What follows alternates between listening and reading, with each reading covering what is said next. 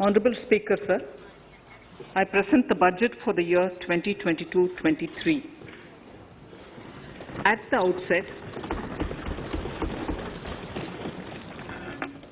outset, sir, I want to take a moment to express my empathy for those who had to bear adverse health and economic effects of the pandemic.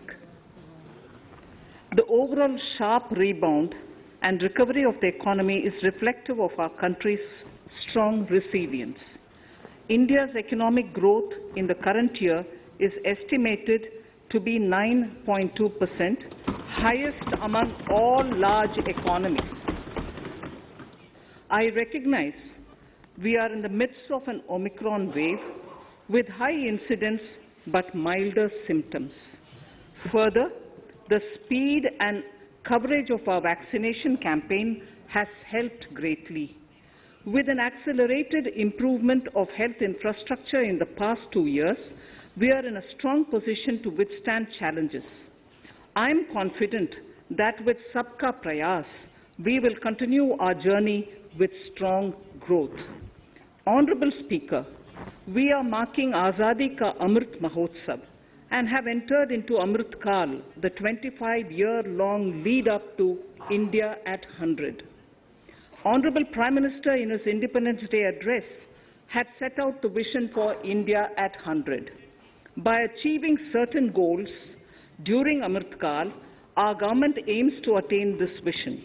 They are complementing the macroeconomic level growth focus with a microeconomic level all-inclusive welfare focus, promoting digital economy and fintech, technology-enabled development, energy transition, and climate action, and relying on virtuous cycles starting from private investment with public capital investment, helping to crowd in private investment.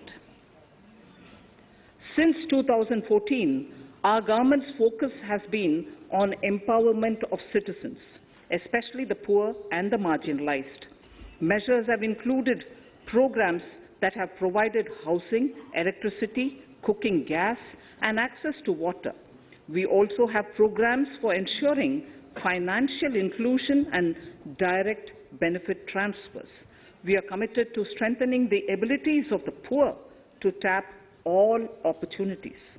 Our government constantly strives to provide the necessary ecosystem for the middle classes, a vast and wide section which is populated across various middle-income brackets, to make use of the opportunities they so desire. This budget seeks to lay the foundation and give a blueprint to steer the economy over Amrit Kal of the next 25 years, from India at 75 to India at 100. It continues to build on the vision drawn in the budget of 21-22.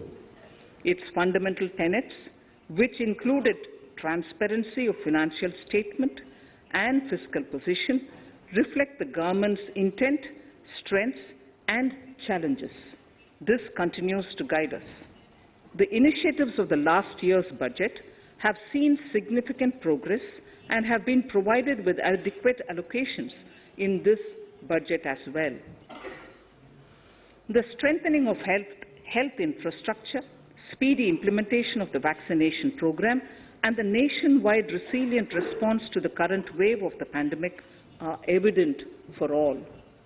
The productivity-linked incentive in 14 sectors for achieving the vision of Atmanirbhar Bharat has received excellent response, with potential to create 60 lakh new jobs and an additional production of 30 lakh crore during next 5 years.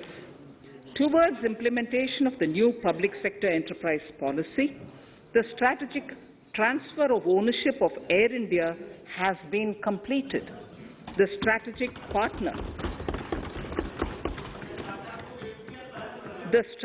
partner for Neelanchal Ispat Nigam Limited has been selected. The public issue of the LIC is expected shortly. Others too are in the process for 2022-23. Please The no, National Bank आपको for पर्याप्त मौका, पर्याप्त अवसर मिलेगा। बेटे बेटे टिप्पणी मत कीजिए। the National Bank for Infrastructure Development and National Asset Reconstruction Company have commenced their activities. Honorable Speaker, sir, Budget 2021-22 had provided a sharp increase in provision for public investment or capital expenditure. Throughout the year, with the Honorable Prime Minister guiding the implementation, our economic recovery is continuing to benefit from the multiplier effect.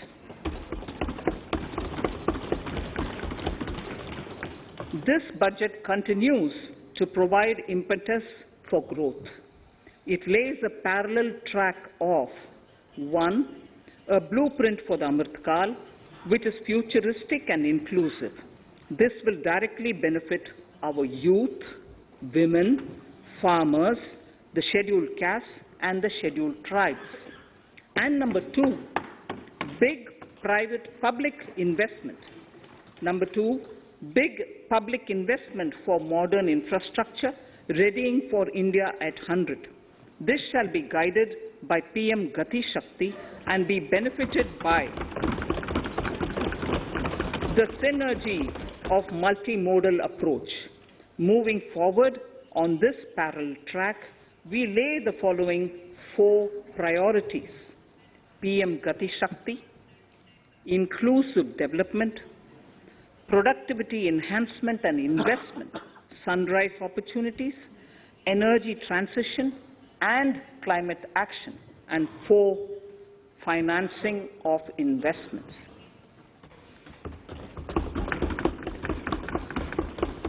PM Gati Shakti. PM Gati Shakti is a transformative approach for economic growth and sustainable development.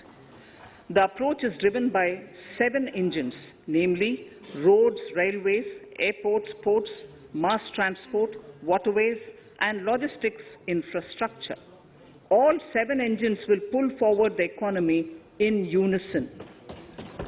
These engines are supported by the complementary roles of energy transmission, IT communication, bulk water and sewerage, and social infrastructure. Finally, the approach is powered by clean energy and Sabka Prayas. The efforts of the central government, the state governments, and the private sector together, leading to a huge job and entrepreneurial opportunities for all, especially the youth. PM Gati Shakti Master Plan, National Master Plan. The scope of PM Gati Shakti National Master Plan will encompass the 7 engines for economic transformation, seamless multimodal connectivity, and logistics efficiency. It will also include the infrastructure development by the state governments as per Gati Shakti Master Plan. The focus will be on planning, financing, including through innovative ways, use of technology, and speedier implementation. The projects pertaining to these 7 engines in the national infrastructure pipeline will be aligned with PM Gati Shakti framework.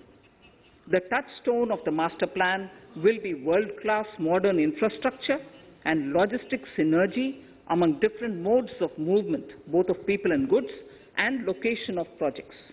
This will help raise the productivity and accelerate economic growth and development. Road transport. PM Gati Shakti Master Plan for expressways will be formulated in 22-23 to facilitate faster movement of people and goods. The National Highways network will be expanded by 25,000 kilometers in 2022-23. 20,000 crores of rupees will be mobilized through innovative ways of financing to complement the public resources. The data exchange among all mode operators will be brought on unified logistics interface platform, designed for application programming interface. This will provide for efficient movement of goods through different modes, reducing logistics cost and time, assisting just-in-time inventory management, and in eliminating tedious documentation. Most importantly, This will provide real-time information to all stakeholders and improve international competitiveness. Open source mobility stack for organizing seamless travel of passengers will also be facilitated. Contracts for implementation of multimodal logistic parks at 4 locations through PPP mode will be awarded in 22-23. Railways will develop new products and efficient logistics services for small farmers and small and medium enterprises, besides taking the lead in integration of postal and railways network to provide seamless solutions for movement of parcels. One station, one product concept will be popularized to help local businesses and supply chains. As a part of Atmanirbhar Bharat, 2,000 kilometers of network will be brought under Kavach, the indigenous world-class technology for safety and capacity augmentation in 2022-23. 400 new generation Vande Bharat trains will better energy efficiency and passenger riding experience will be developed and manufactured during the next 3 years. 100 PM Gati Shakti cargo terminals for multimodal logistics facilities will be developed during the next 3 years. Innovative ways of financing and faster implementation will be encouraged for building metro systems of appropriate type at scale. Multimodal connectivity between mass urban transport and railway stations will be facilitated on priority. Design of metro systems, including civil structures, will be reoriented and standardized for Indian conditions and needs. Parvat Mala, as a preferred ecologically sustainable alternative to conventional roads in difficult hilly areas, National Ropeways Development Program will be taken up on PPP mode. The aim is to improve connectivity and convenience for commuters, besides promoting tourism. This may also cover congested urban areas where conventional mass transit system is not feasible. Contracts for 8 such ropeway projects for a length of 60 kilometers will be awarded in 22-23.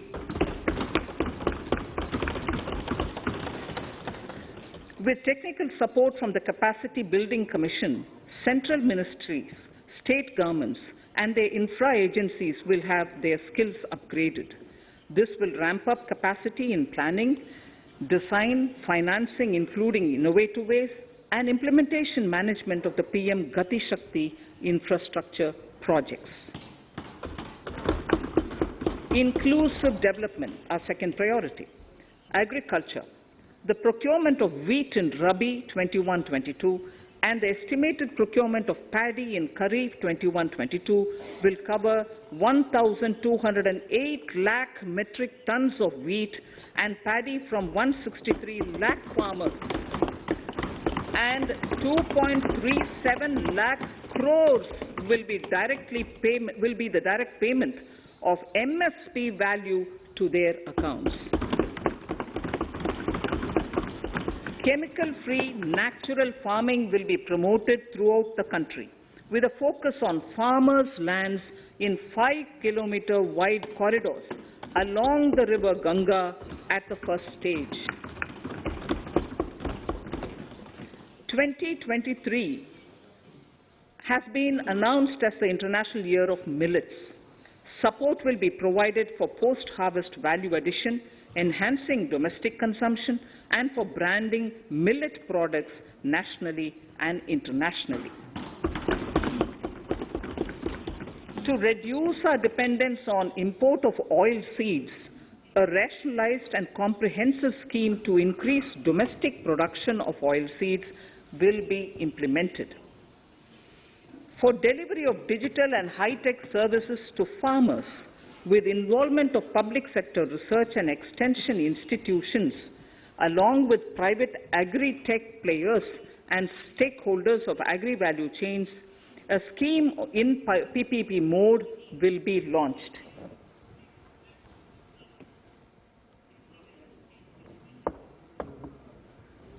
Use of Kisan drones will be promoted for crop assessment, digitization of land records, spraying of insecticides and nutrients.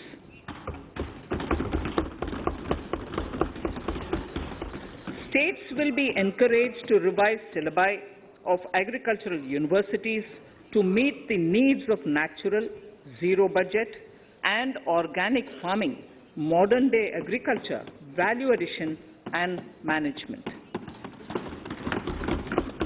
A fund with blended capital raised under the co-investment model will be facilitated through the NABARD. This is to finance startups for agriculture and rural enterprise relevant for farm produce value chain. The activities of these startups will include inter alia, support for FPOs, machinery for farmers on rental basis at farm level, and technology including IT-based support. The implementation of the Ken-Betwa link project at an estimated cost of 44,605 crores will be taken up. This is aimed at providing irrigation benefits to 9.0 lakh hectare of farmers' lands, drinking water supply to 62 lakh people, 103 megawatt of hydro, 27 megawatt of solar power, allocations of 4,300 crores of rupees in the RE 21-22 and 1,400 crores of rupees in 22-23 have been made for this project. Honorable Speaker, sir, draft DPRs for 5 river links, namely Daman-Ganga Pinjal, Par-Tapi Nirmala, Godavari Krishna, Krishna Pennar, and Pennar Kaveri have been finalized. Once a consensus is reached among the beneficiary states, the Centre will provide support for their implementation. For farmers to adopt suitable varieties of fruits and vegetables and to use appropriate production and harvesting techniques, our government will provide a comprehensive package with participation of state governments. MSMEs, Udyam, eShram, NCS and ASEEM portals will be interlinked. Their scope will be widened. They will now perform as portals with live organic databases, providing G2C, B2C and B2B services. These services will relate to credit facilitation, skilling and recruitment with an aim to further formalize the economy and enhance entrepreneurial opportunities for all. Emergency Credit Line Guarantee Scheme has provided the much-needed additional credit to more than 130 lakh MSMEs. This has helped them mitigate the adverse impact of the pandemic. The hospitality and related services, especially those by micro and small enterprises, are yet to regain their pre-pandemic level of business. Considering these aspects, the ECLGS will be extended up to March 2023, and its guarantee cover will be expanded by 50,000 crores of rupees to total cover of 5 lakh crores.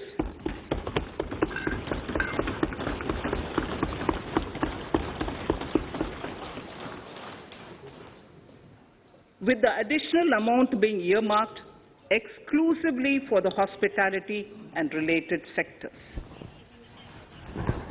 Credit Guarantee Trust for Micro and Small Enterprises, CGTMSE, scheme will be revamped with required infusion of funds.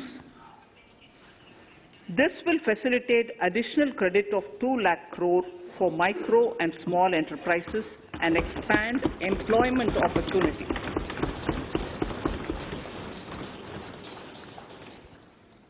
Raising and accelerating MSME performance, RAMP, program will outlay of 6,000 crore over 5 years will be rolled out.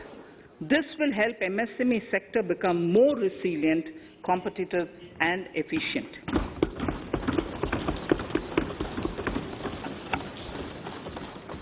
Skilling programs and partnership with the industry will be reoriented to promote continuous skilling avenues, sustainability and employability. The National Skill Qualification Framework will be aligned with dynamic industry needs. Digital ecosystem for skilling and livelihood, the Desh Stack e-portal, will be launched. This aims to empower citizens to skill, reskill or upskill through online training. It will also provide API-based trusted skill credentials, payment and discovery layers to find relevant jobs and entrepreneurial opportunities. Startups will be promoted to facilitate Drone Shakti through varied applications and for drone as a service.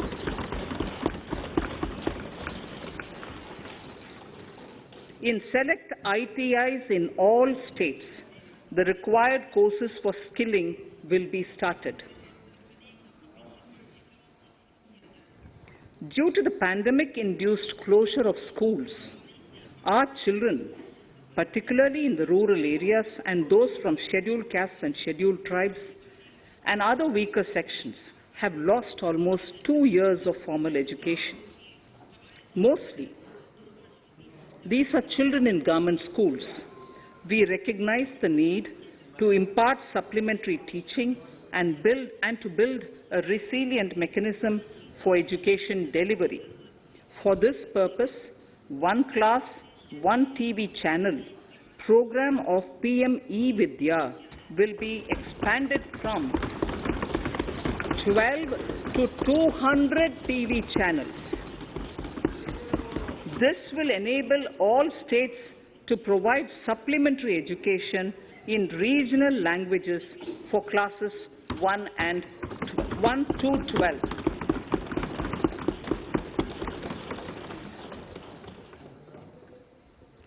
High-quality e-content in all spoken languages will be developed for delivery via internet, mobile phones, TV, and through radio and digital teachers.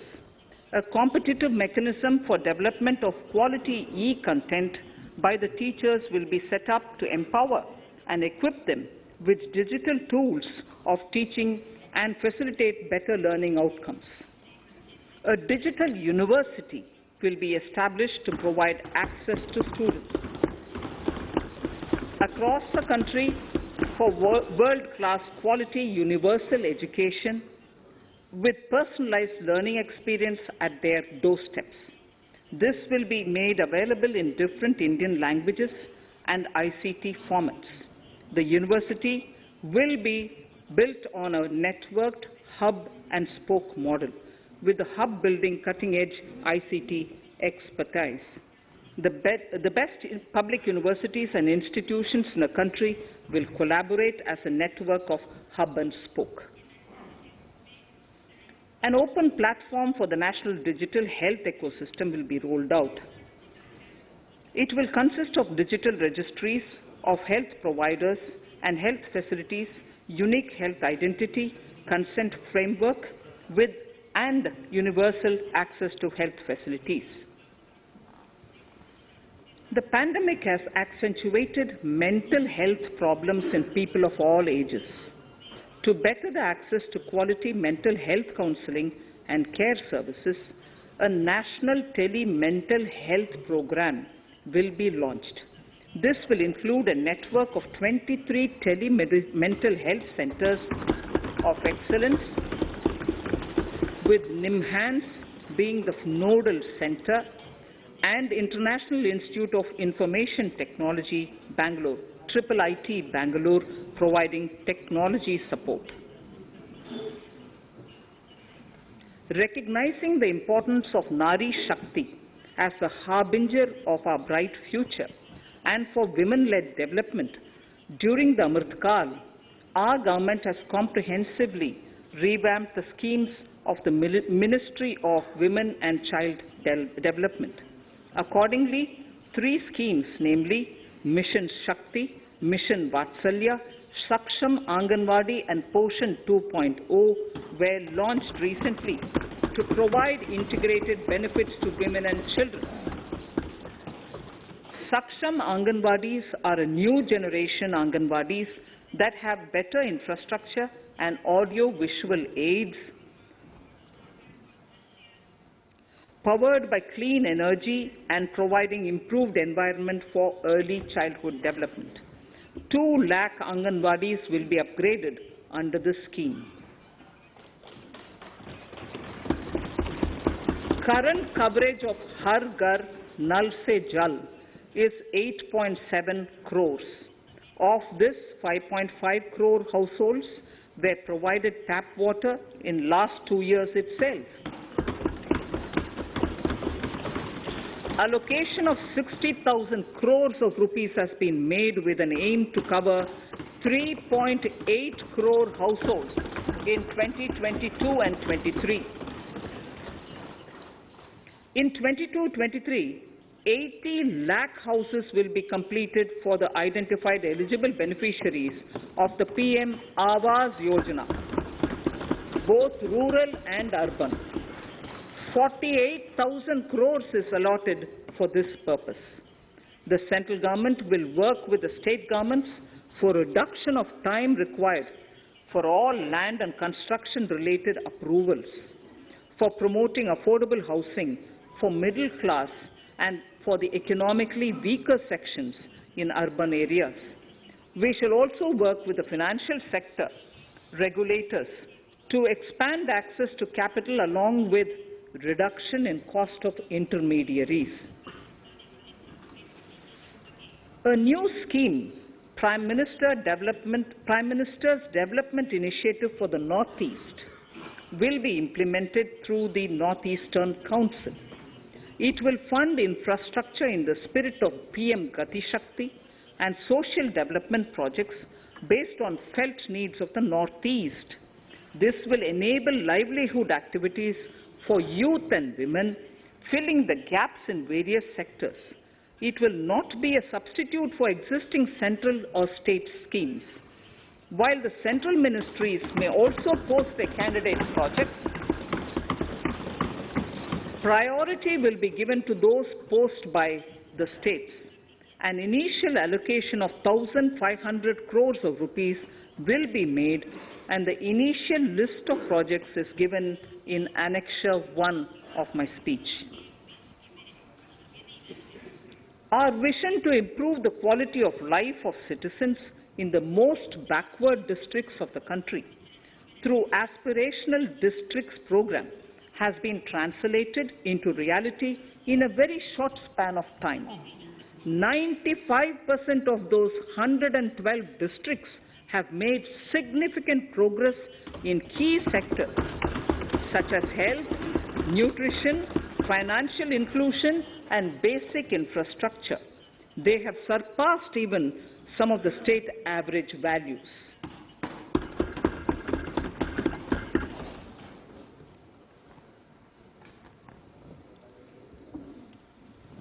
However, in those districts, some blocks continue to lag. In 22-23, the program will focus on such blocks in those districts.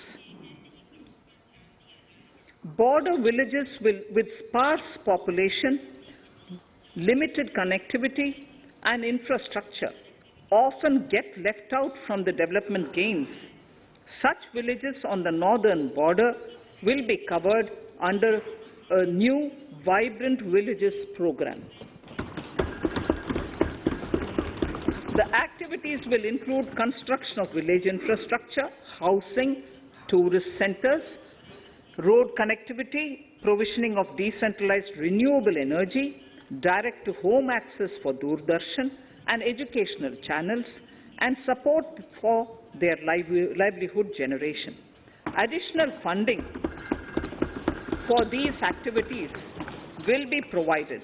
Existing schemes will be converged.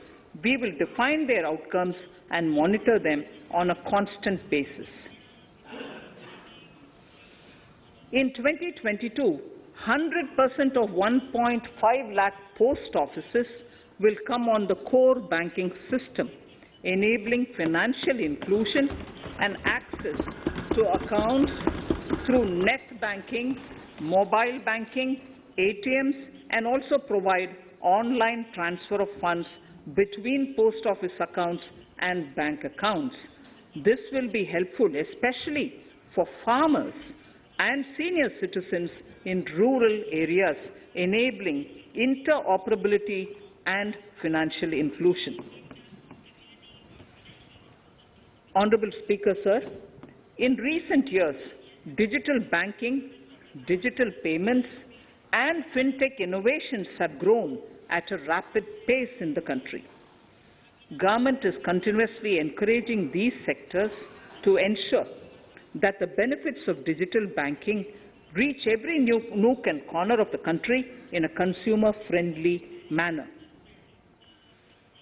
Taking forward this agenda and to mark 75 years of our independence, it is proposed to set up 75 digital banking units in 75 districts of the country by scheduled commercial banks. The financial support for digital payment ecosystem announced in the previous budget will continue in 22-23 as well. This will encourage further adoption of digital payments.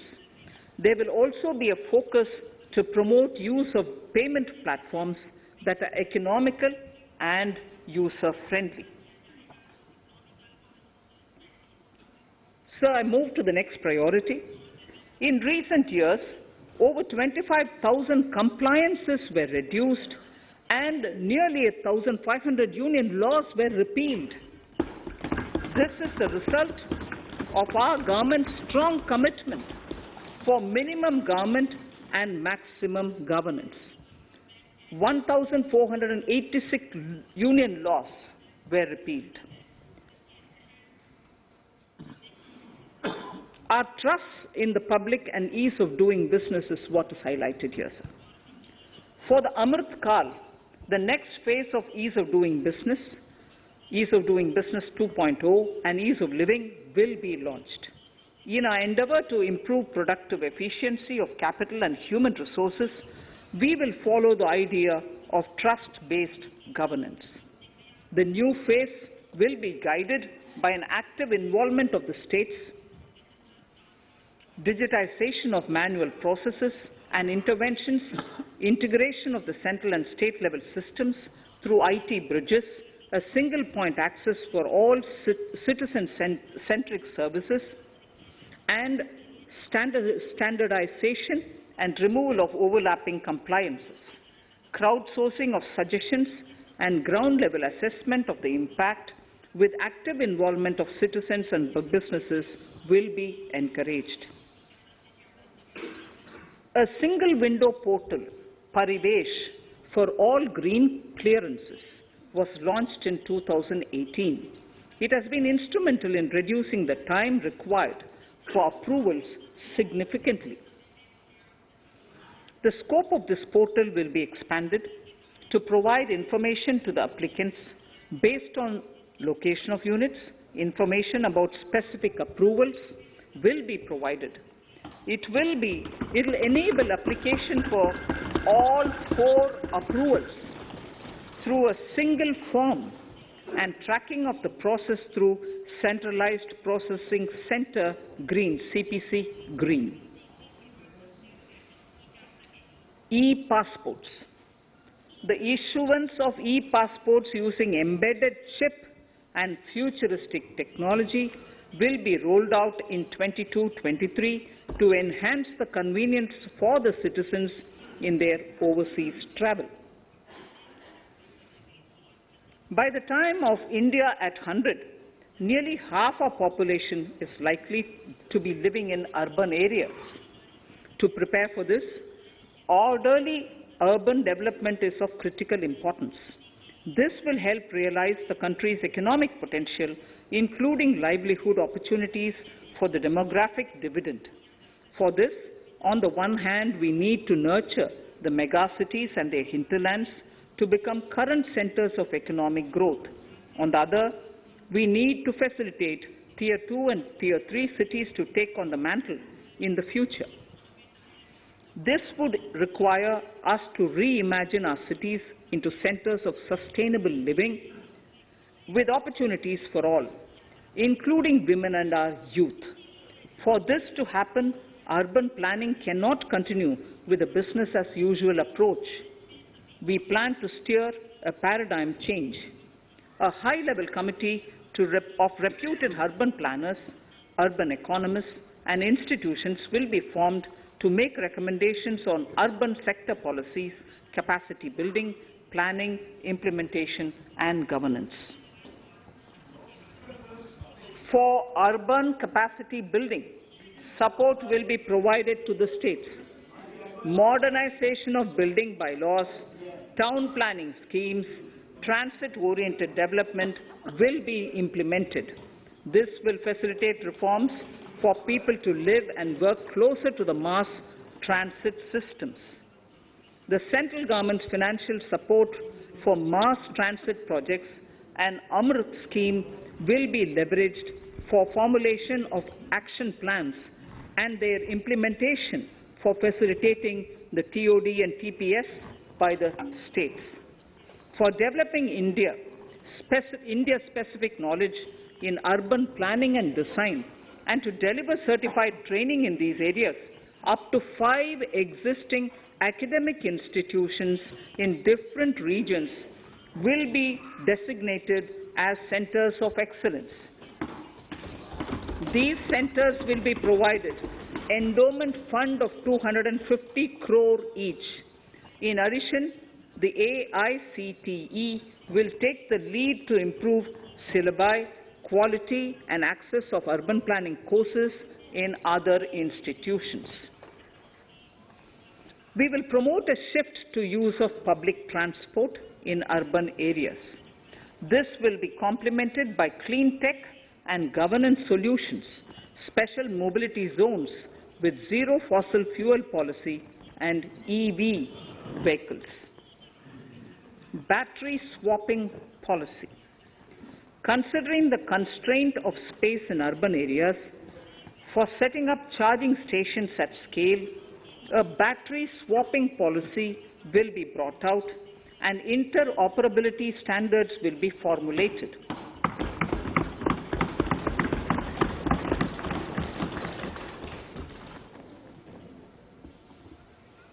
The private sector will be encouraged to develop sustainable and innovative business models for battery or energy as a service.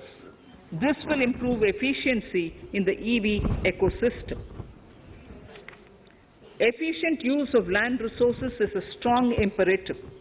States will be encouraged to adopt unique land parcel identification number to facilitate IT-based management of records. The facility for transliteration of land records across any of the Schedule 8 languages will also be rolled out.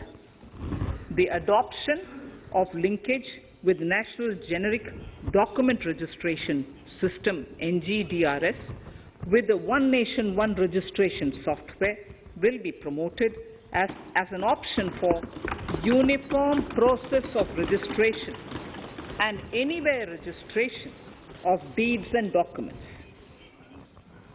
Necessary amendments in the code IBC will be carried out to enhance the efficiency of the resolution process and facilitate cross-border insolvency resolution. Accelerated corporate exit. Several IT-based systems have been established for accelerated registration of new companies. Now the Center for Processing Accelerated Corporate Exit, CPACE, will process re-engineering, will be established to facilitate and speed up the voluntary winding up of these companies from the currently required 2 years to less than 6 months. Government procurement. Government rules have recently been modernized for the needs of Amritkal. The new rules have benefited from the inputs from various stakeholders. The modernized rules allow use of transparent quality criteria besides cost and evaluation of complex tenders. Provisions have been made for payment of 75% of running bills mandatorily within 10 days and for encouraging settlements of disputes through conciliation. As a further step to enhance transparency and to reduce delays in payments, a completely paperless, end-to-end online e-bill system will be launched for use by all central ministries for their procurements. The system will enable the suppliers and contractors to submit online their digitally signed bills and claims and track their status from anywhere. To reduce indirect cost for suppliers and work contractors, the use of surety bonds as a substitute for bank guarantee will be made acceptable in government procurements. Business such as gold imports may also find this useful. IRDAI, insurance regulator, has given the framework for issue of surety bonds by insurance companies. AVGC Promotion Task Force. The animation, visual effects, gaming and comic, the AVGC sector, offers immense potential to employ youth. An AVGC Promotion Task Force with all stakeholders will be set up to recommend ways to realize this and build domestic capacity for serving our markets and the global demand. Telecom sector. Telecommunications in general and 5G technology in particular can enable growth and offer job opportunities. Required spectrum auctions will be conducted in 2022 to facilitate rollout of 5G mobile services within 2022-23 by private telecom providers.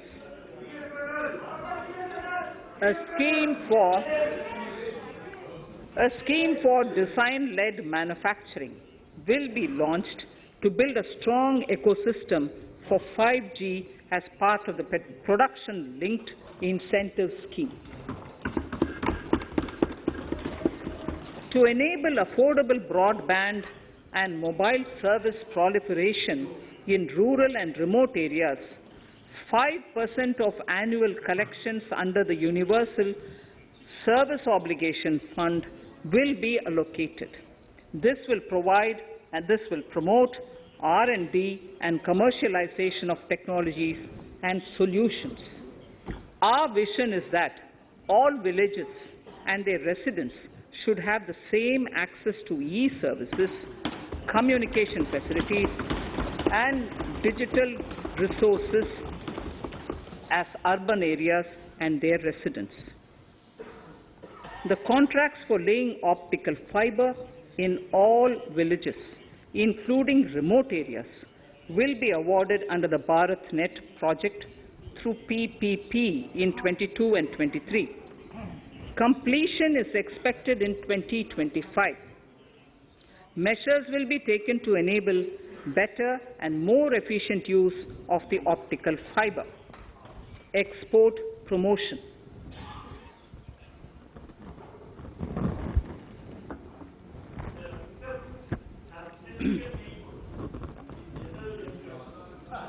The Special Economic Zones Act will be replaced with a new legislation that will enable the states to become partners in development of enterprise and service hubs.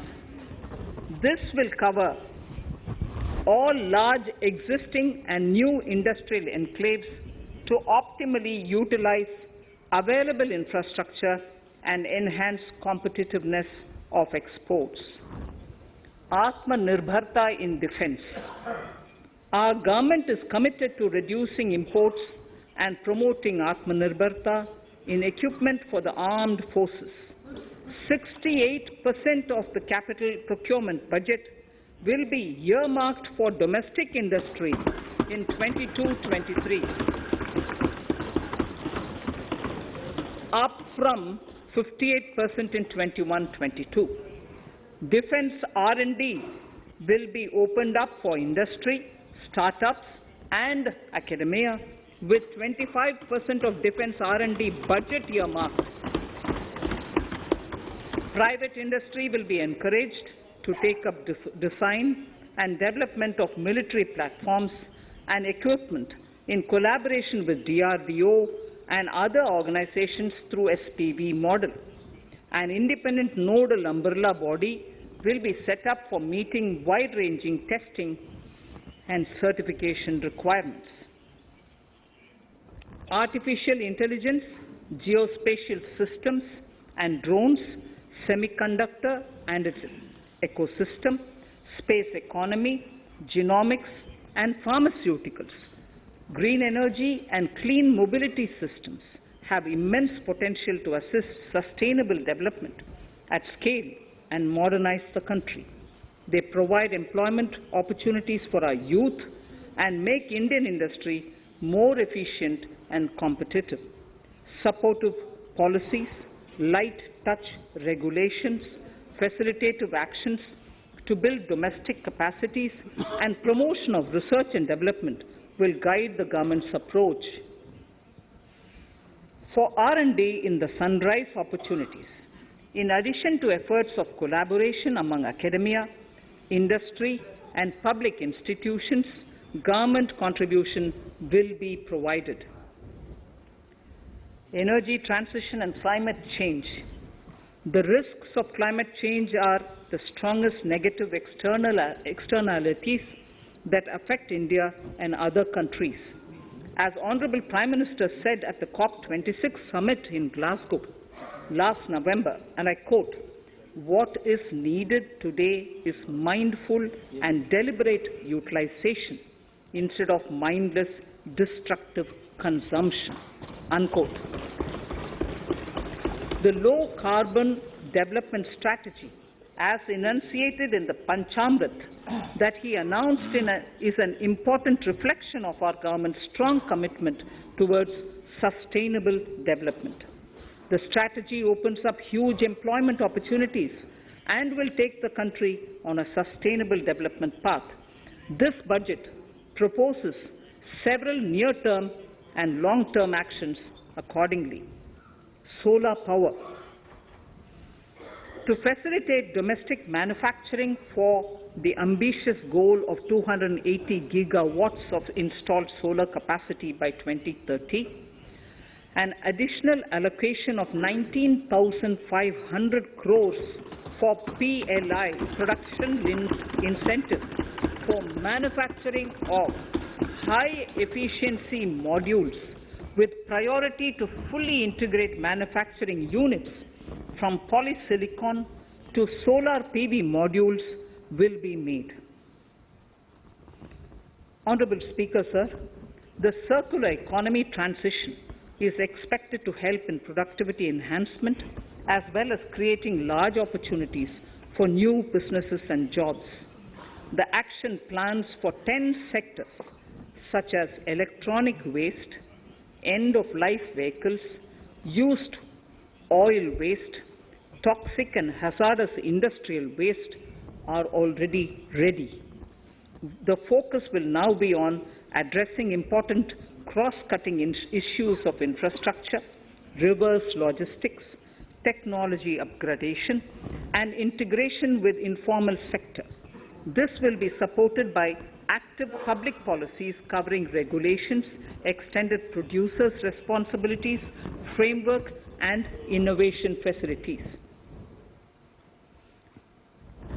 5 to 7% biomass pellets will be co-fired in thermal power plants, resulting in carbon dioxide savings of 38 MMT annually.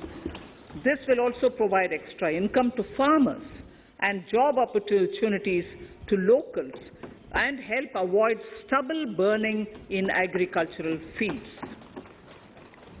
Saving energy is an important aspect of the energy management. Hence, energy efficiency and savings measures will be promoted. This will be done in large commercial buildings through the energy service company business model.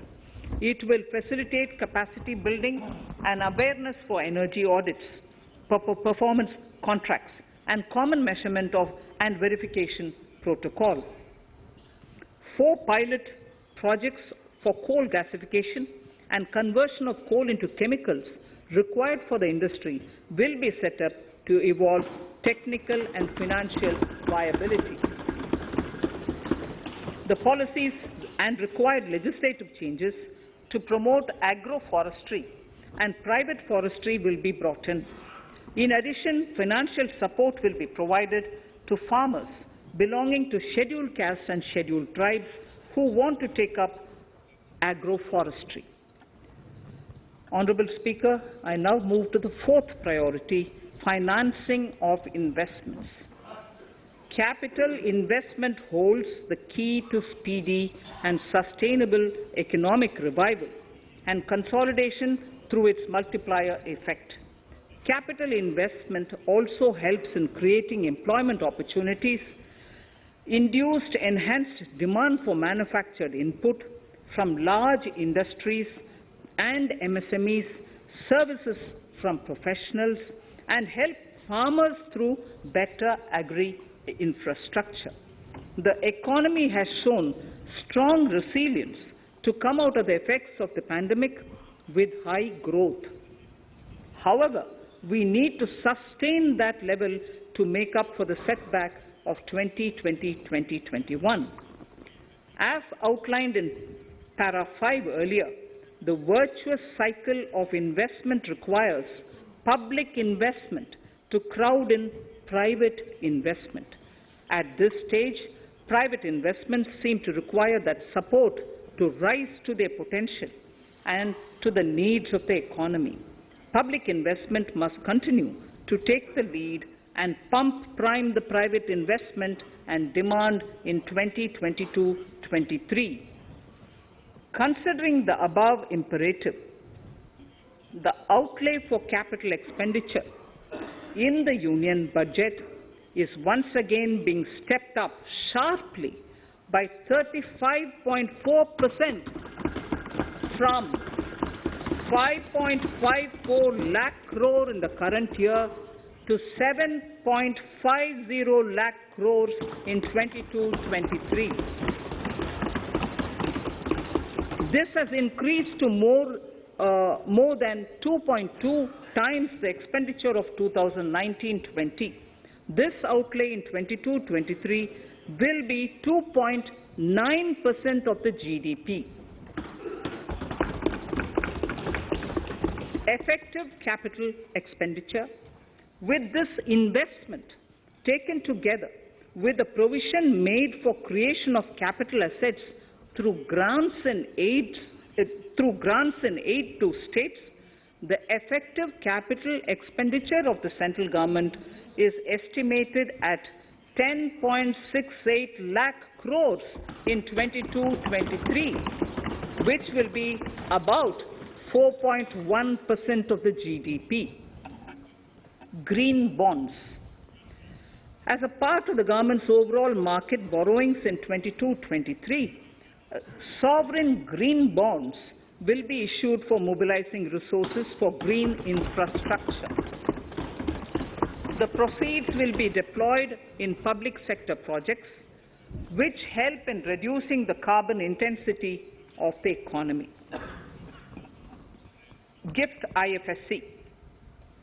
World-class foreign universities and institutions will be allowed in the GIFT City to offer courses in the financial management, fintech, science, technology, engineering, and mathematics, free from domestic regulations, except those by the IFSCA, to facilitate availability of high-end human resources for financial services and technology.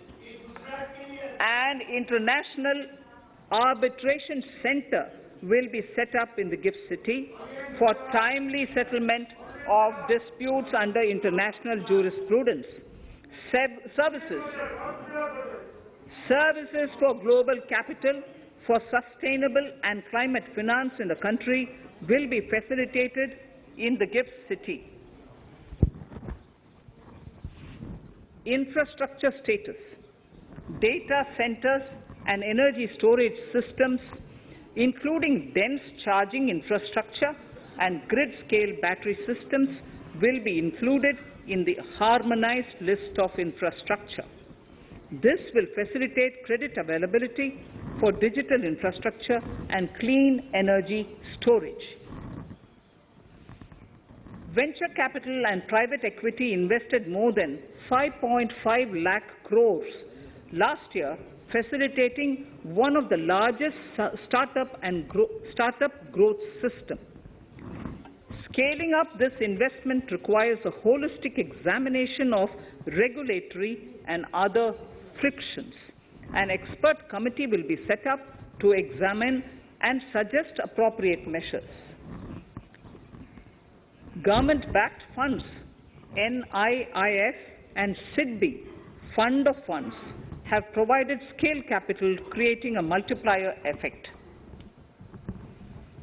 For encouraging important sunrise sectors such as climate action, deep tech, digital economy, pharma, and agri-tech, the government will promote these thematic funds for blended finance, with the government share being limited to 20% and the funds being managed by private fund managers.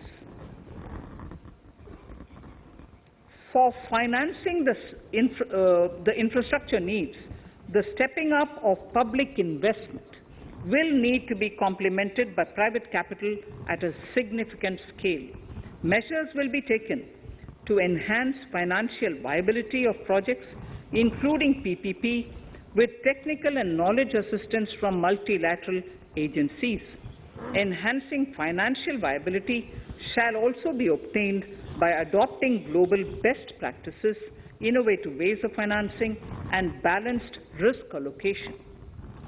Digital rupee.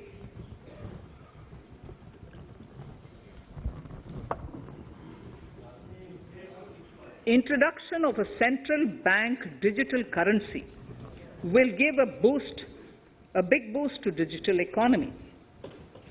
Digital currency will also lead to a more efficient and cheaper currency management system. It is therefore proposed to introduce digital rupee using blockchain and other technologies to be issued by the Reserve Bank of India starting 2022 and 23. Financial assistance to states for capital investment. Reflecting the true spirit of cooperative federalism, the central government is committed to bolstering the hands of the states in enhancing their capital investment towards creating productive assets and generating remunerative employment. The scheme for financial assistance to states for capital investment has been extremely well received by the states. In deference to the requests received during my meeting with the chief ministers and state finance ministers, the outlay for this scheme is being enhanced from 10,000 crores in the budget estimates to 15,000 crores in the revised estimates for the current year.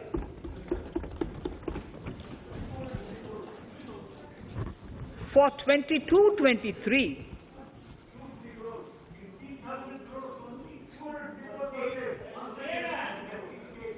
I'll repeat that sentence for the benefit of many of our honourable members.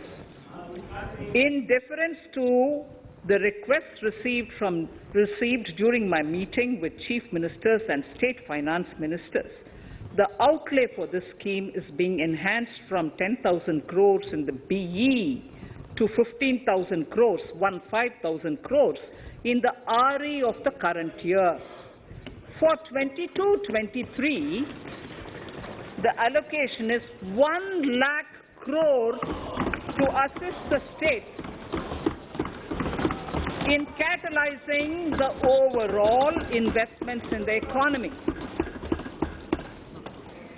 These 50-year interest-free loans are over and above the normal borrowings allowed to the states,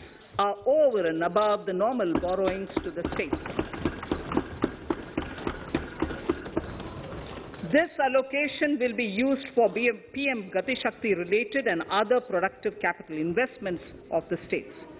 It will also include components for supplemental funding for priority segments of PM Gram Sadak Yojana, including support for the state's share, digitization of the economy, including digital payments and completion of OFC network, and reforms related to building bylaws, town planning schemes, transit-oriented development, and transferable development rights.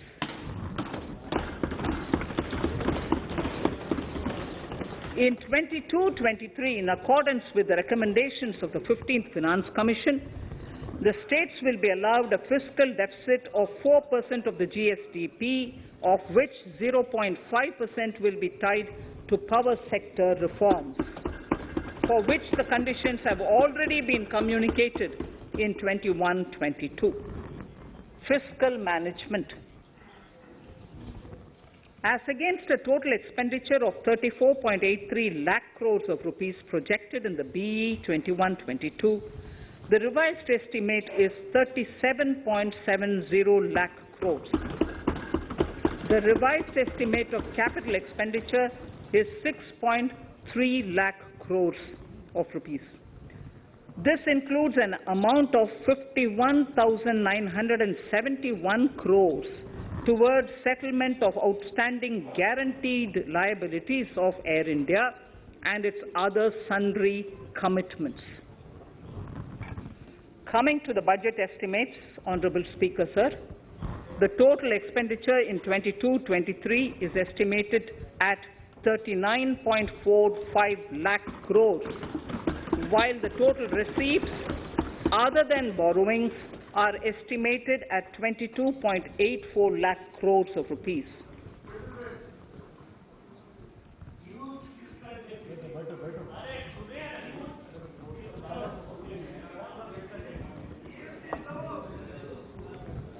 The revised fiscal deficit, Honourable Speaker, in the current year is estimated at 6.9% of the GDP, as against 6.8% projected in the budget estimates. The fiscal deficit is in 22-23 is estimated at 6.4% of the GDP, which is consistent with the broad path of the fiscal consolidation announced by me last year to reach a fiscal deficit level below 4.5% by 25-26. While setting the fiscal deficit level in 22-23, I am conscious of the need to nurture growth through public investment to become stronger and sustainable. I will now move to Part B of my speech.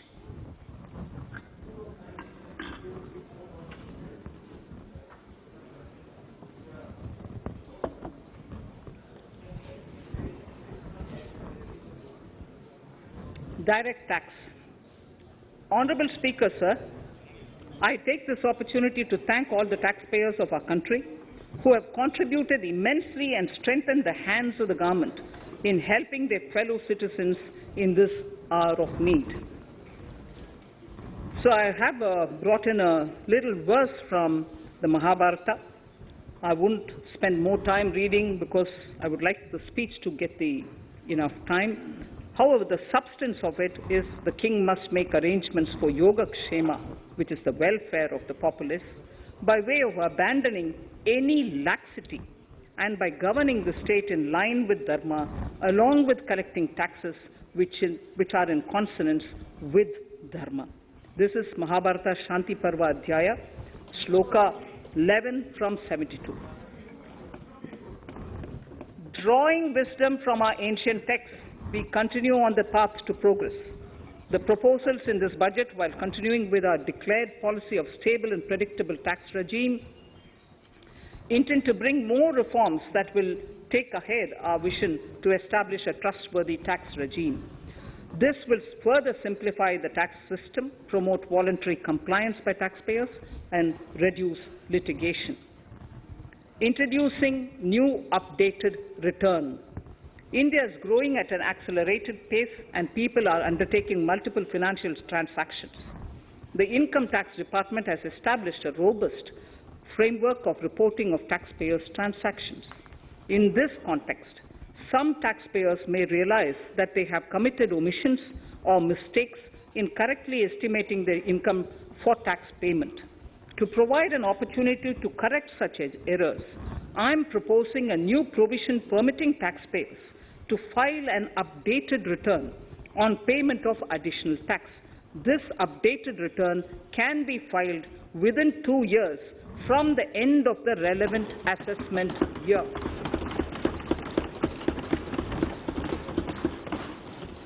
Honourable Speaker, sir, presently, if the department finds out that some income has been missed out by an assessee, it goes through a lengthy process of adjudication.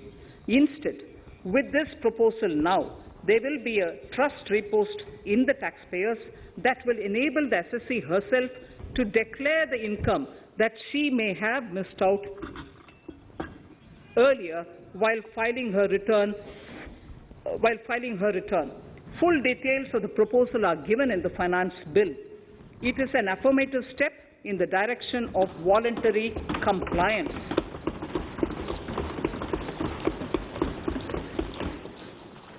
Reduced alternative minimum tax rate and surcharge for cooperatives. Currently, cooperative societies are required to pay alternate minimum tax at the rate of 18 and 1.5%. However, companies pay the same rate, the same, which is the alternate minimum tax, at the rate of 15%. To provide a level playing field between cooperative societies and companies, I propose to reduce this rate for the cooperative societies also to 15%.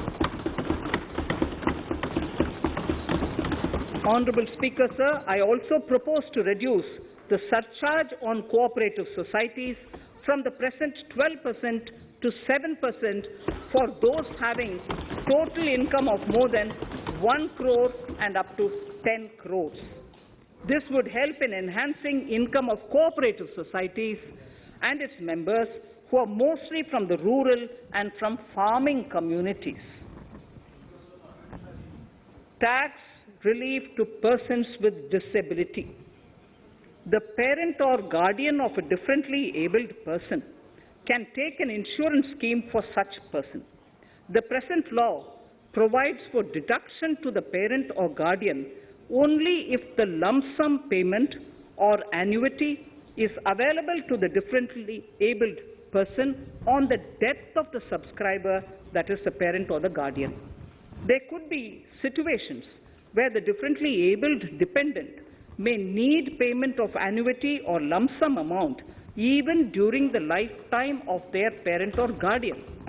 I propose thus to allow the payment of annuity and lump sum amount to the differently abled dependent during the lifetime of the parent and guardians, that is parent or guardians, attaining the age of 60 years. Parity between employees of the state and central governments. At present, the central government contributes 14% of the salary, of its employee to the National Pension System, NPS, Tier 1. This is allowed as a deduction in computing the income of the employee. However, such deduction is allowed only to the extent of 10% of the salary in case of employees of the state governments. To provide equal treatment to both central and state government employees, I propose to increase the tax deduction limit from 10% to 14% on employers' contribution to the MPS account of state government employees as well. This would help in enhancing the social security benefits of the state government employees and bring them at par with central government employees. Incentives for startups. Startups have emerged as drivers of growth for our economy. Over the past few years, the country has seen a manifold increase in successful startups. Eligible startups established before 31/3/2022 had been provided a tax incentive for 3 consecutive years out of the 10 years from incorporation. In view of the COVID pandemic, I propose to extend the period of incorporation of the eligible startup by 1 more year, that is, up to 31/3/2023, for providing such tax incentives.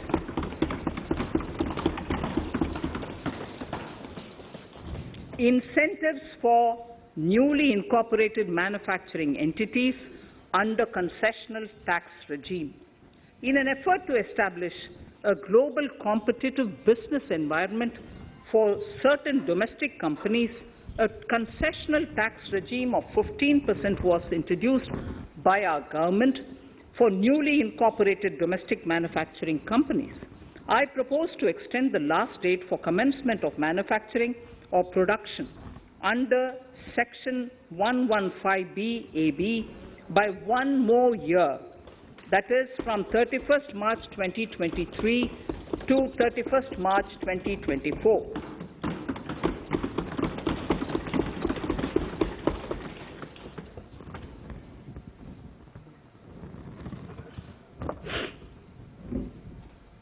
Scheme for taxation of virtual digital assets. There has been a phenomenal increase in transaction in virtual digital assets. The magnitude and frequency of these transactions have made it imperative to provide for a specific tax regime. Accordingly, for the taxation of virtual digital assets, I propose to provide that any income from transfer of any virtual digital asset shall be taxed at the rate of 30%, 30%. No deduction in respect of any expenditure or allowance shall be allowed while computing such income except cost of acquisition. Further, loss from transfer of virtual digital asset cannot be set off against any other income. Further, in order to capture the transaction details, I also propose to provide for TDS on payment made in relation to transfer of virtual digital asset at the rate of 1% of such consideration above a monetary threshold. Gift of virtual digital asset is also proposed to be taxed in the hands of the recipient.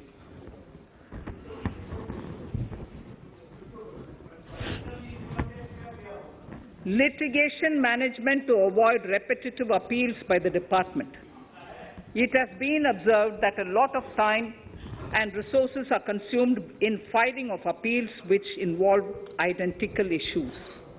Taking forward our policy of sound litigation management, I propose to provide that if a question of law in the case of an assessee is identical to a question of law which is pending in the appeal before a jurisdictional High Court or Supreme Court, in any case, the filing of further appeal in the case of this assessee by the department shall be deferred till such a question of law is decided by the jurisdictional High Court or the Supreme Court. This will greatly help in reducing the repeated litigation between taxpayer and the department. Taking forward our efforts to further promote the IFSC, I hereby propose to provide that income of a non-resident from offshore derivative instruments or over-the-counter derivatives issued by an offshore banking unit, income from royalty and interest on account of lease of ship, and income received from portfolio management services in IFSC shall be exempt from tax, subject to specified conditions. Rationalization of surcharge.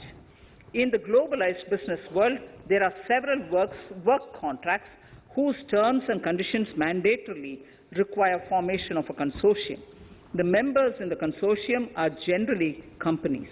In such cases, the income of these AOPs has to suffer a graded surcharge up to 37%, which is a lot more than surcharge on the individual companies. Accordingly, I propose to cap the surcharge of these AOPs at 15%, 15%. Further, the long-term capital gains on listed equity shares, units, etc., are liable to maximum surcharge of 15%, while other long-term capital gains are subjected to a graded surcharge which goes up to 37%. I propose to cap the surcharge on long-term capital gains arising on transfer of any type of assets at 15%. This step will give a boost to startup community, and along with my proposal on the extended tax benefits to manufacturing companies and startups, reaffirms our commitment to Atmanirbhar Bharat. Clarification in relation to health and education cess as business expenditure. The income tax is not an allowable expenditure for computation of business income. This includes tax as well as surcharges. The health and education cess is imposed as an additional surcharge on the taxpayer for funding specific government welfare programs. However, some courts have allowed health and education cess as business expenditure, which is against the legislative intent.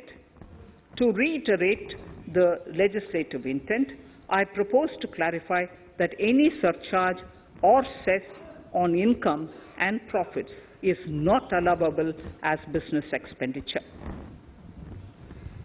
Deterrence against tax evasion. Honourable Speaker, sir, presently there is ambiguity regarding set-off of brought-forward loss against undisclosed income detected in search operations. It has been observed that in many cases where undisclosed income or suppression of sales, etc., is detected, payment of tax is avoided by setting off of losses. In order to bring certainty and to increase deterrence among tax evaders, I propose to provide that no set-off of any loss shall be allowed against undisclosed income detected during search and survey operations.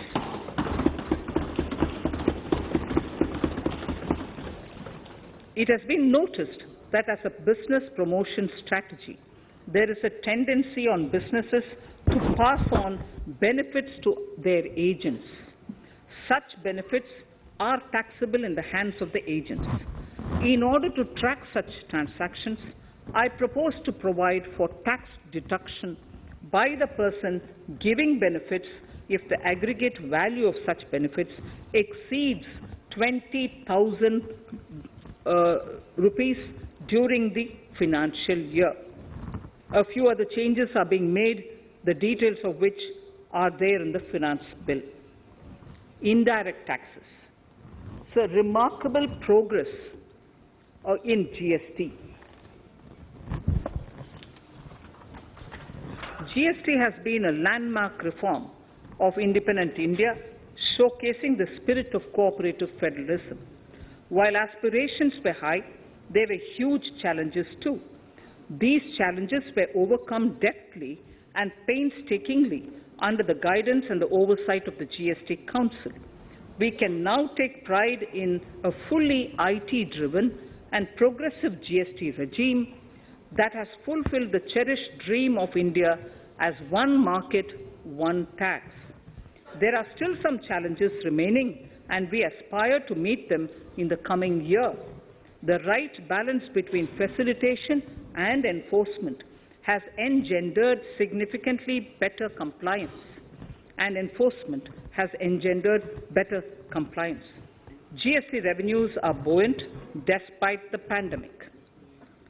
I would bring in something which I've got to know this morning, not part of my speech, but worth putting in here for the knowledge of the Honourable House.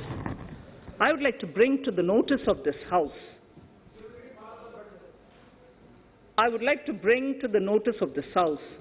that the gross GST collections for the month of January 22 are rupees 1,40,986 crores, which is the highest since the inception of GST. This has been possible due to rapid economic growth, recovery, post-COVID,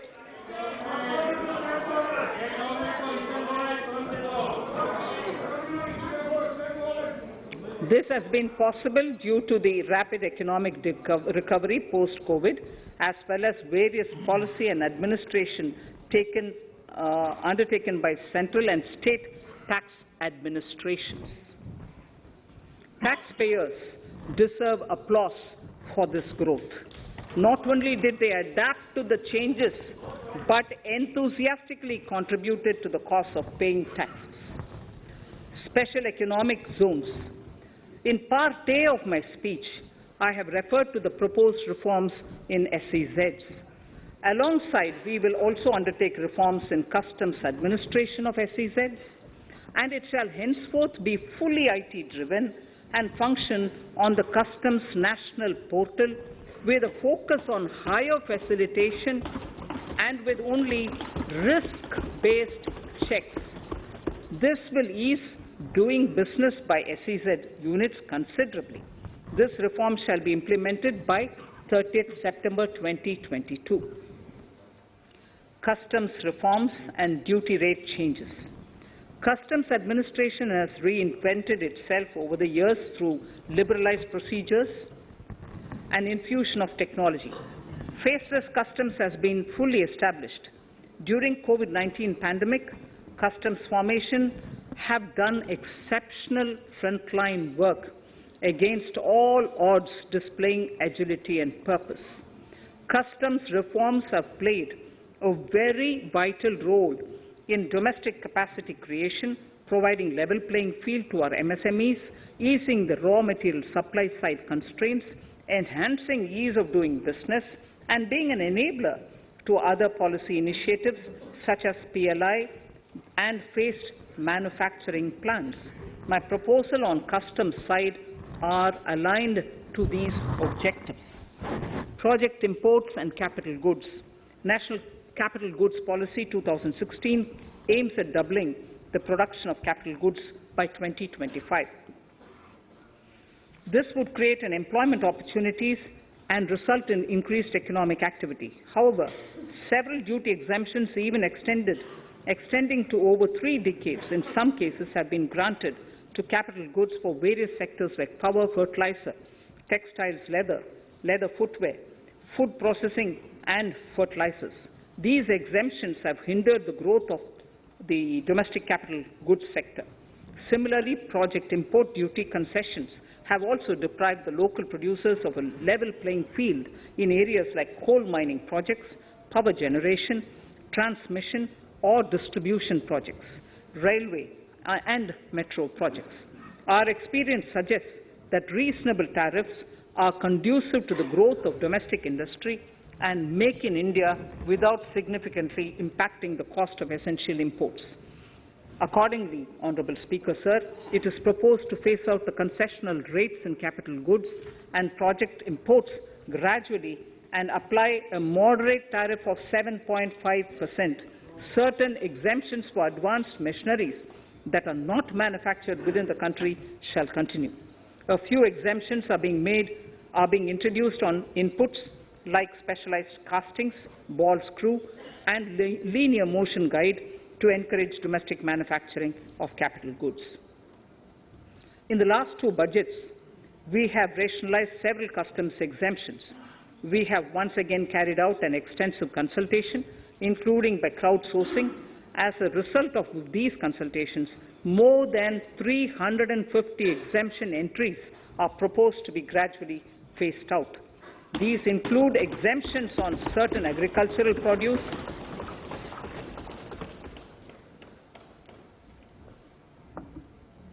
chemicals, fabrics, medical devices and drugs, and medicines for which sufficient domestic capacity exists.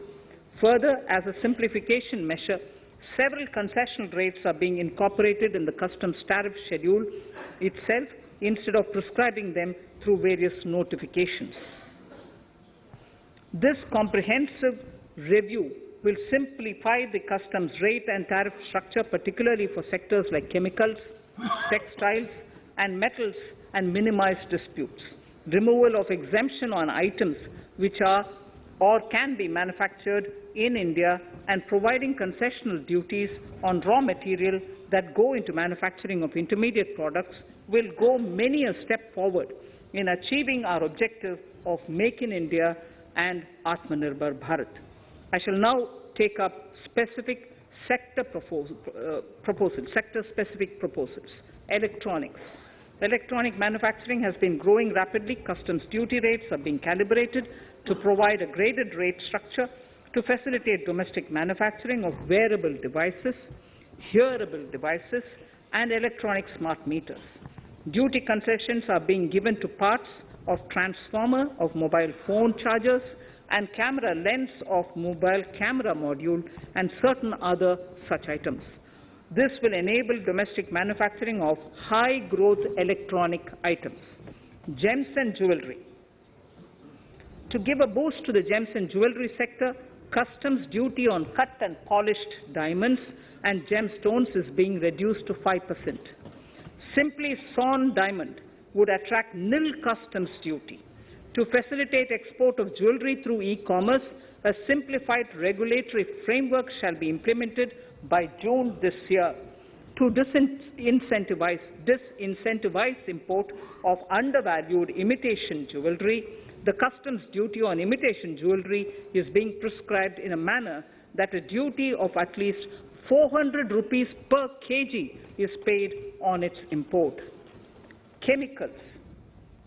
Customs duty on certain critical chemicals, namely methanol, acetic acid, and heavy feedstocks for petroleum refining, are being reduced, while duty is being raised on sodium cyanide, for which adequate capacity in the domestic arena exists.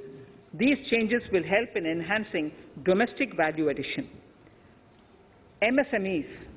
Duty on umbrellas is being raised to 20%. Exemption to parts of umbrellas is being withdrawn.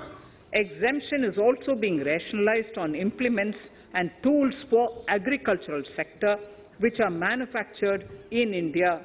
Customs duty exemption given to steel scrap last year is being extended for another year to provide relief to MSME secondary steel producers. Certain anti-dumping and CVD on stainless steel and coated steel flat products, bars of alloy steel and high-speed steel are being revoked in larger public interest considering prevailing high prices of metals. To incentivize exports, exemptions are being provided on items such as embellishment, trimmings, fasteners, buttons, zipper, lining material, specified leather, furniture fittings, and packaging boxes that may be needed by bona fide exporters of handicrafts, textiles, leather garments, leather footwear, and other goods. Honourable Speaker, sir, duty is being reduced on certain inputs required for shrimp aquaculture so as to promote its exports. Tariff measure to encourage blending of fuel. Blending of fuel is a priority for this government. To encourage the efforts for blending of fuel, unblended fuel shall attract an additional differential excise duty of ₹2 per litre from first day of October 22. A few other changes are being made in duty rates, customs, tariff and customs law, the details of which are there in the finance bill. Mr. Speaker, sir, with these words, I commend the budget to this august House. Thank you. Item number 2, Srimati Nirmala Sitharaman ji.